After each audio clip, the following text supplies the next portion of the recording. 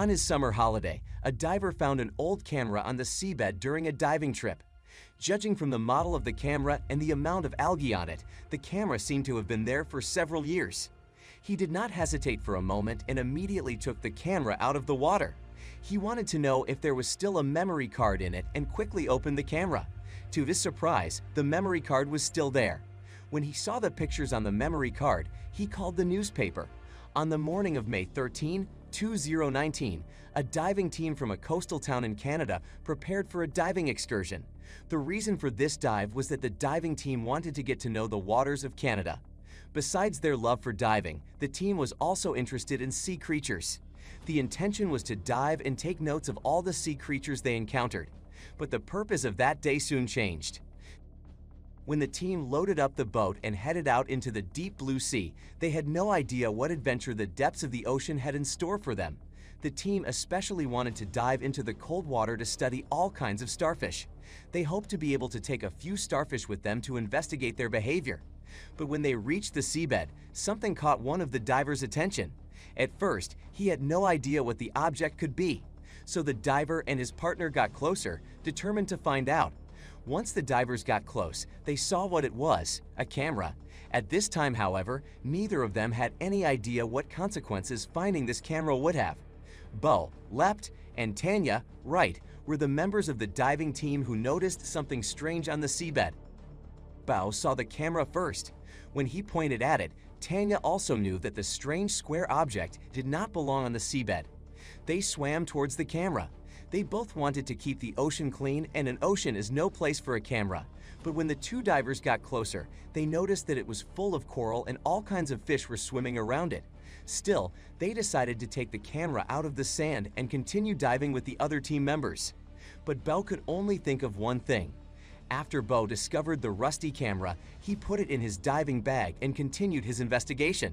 But as he continued his diving expedition, the diver couldn't help but wonder who the old camera belonged to.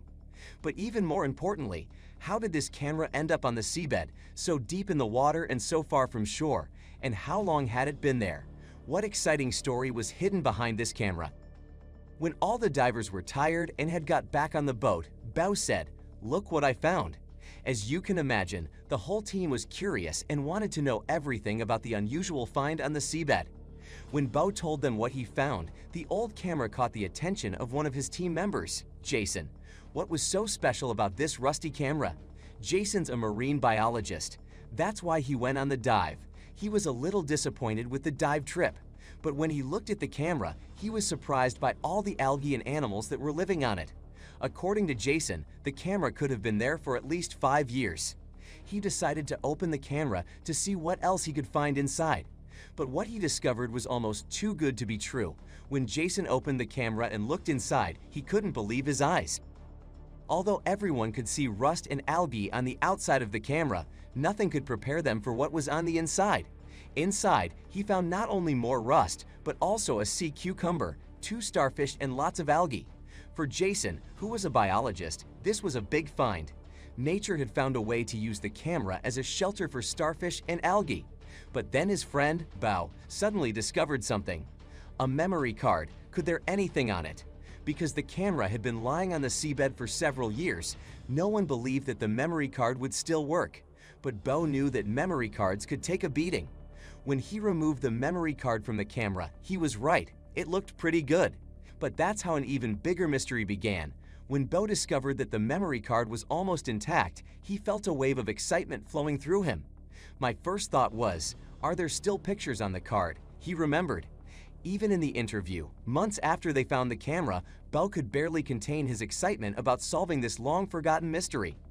After removing the memory card from the camera, Bo carefully cleaned each piece with a cotton swab and alcohol. Then he put it in his computer and took a deep breath. The moment of truth came. The memory card worked.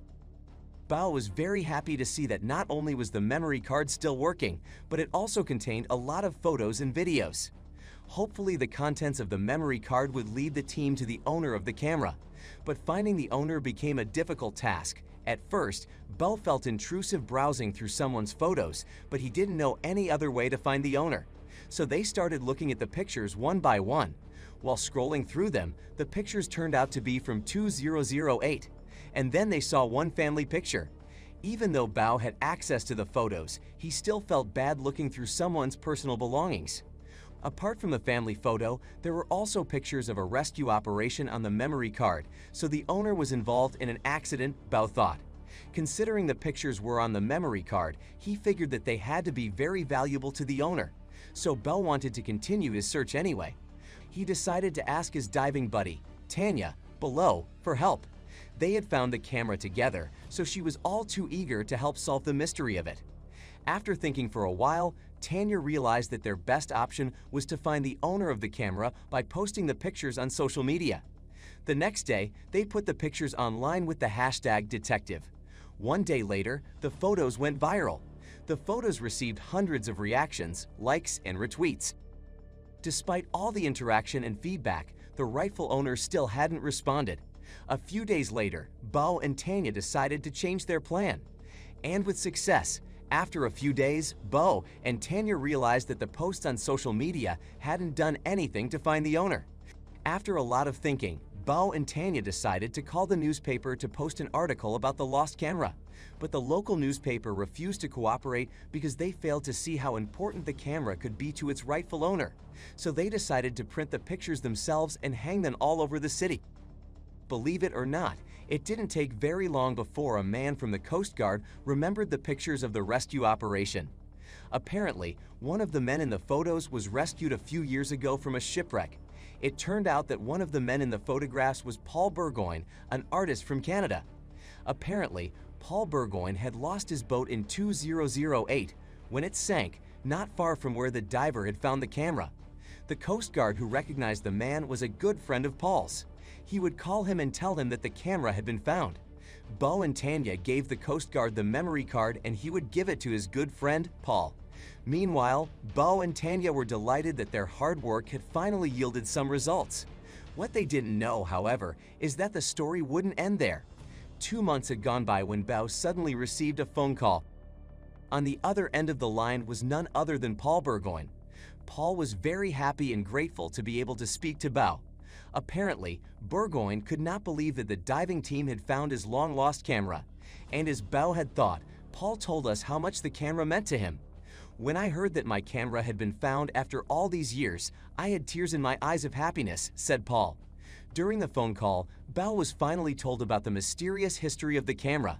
Paul was very grateful because most of the photos on the memory card were no ordinary family photos. Most of the photos were taken on the day he and his family had scattered the ashes of his deceased mother. That made the loss of his camera even more difficult. It was all Burgoyne had from his mother's last moments. Bao, of course, had to know how Burgoyne could have lost such an important camera, but he soon understood that the camera had been lost in a terrible way.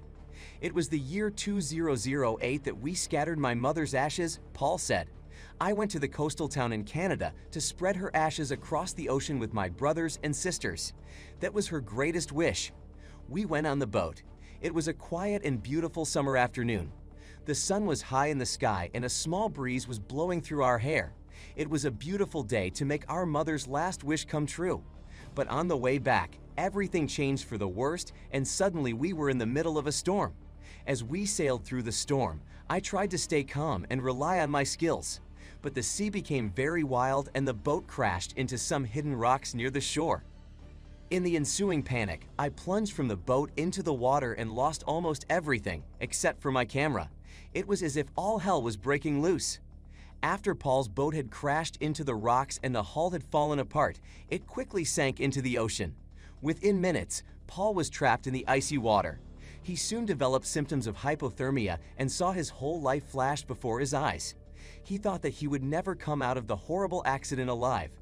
Luckily, customers from a nearby inn saw him and called the Coast Guard.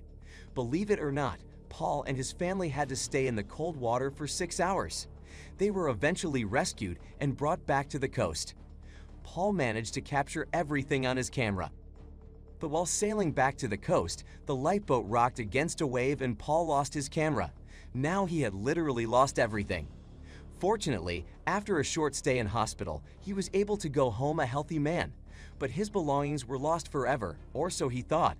As you can imagine, Paul couldn't believe he had finally got the camera back after so long. Nowadays, the pictures remind Paul to always be thankful for what's his. The loss of my camera had made me realize that I need to value the important moments we experience in our lives. And then suddenly my camera turned up.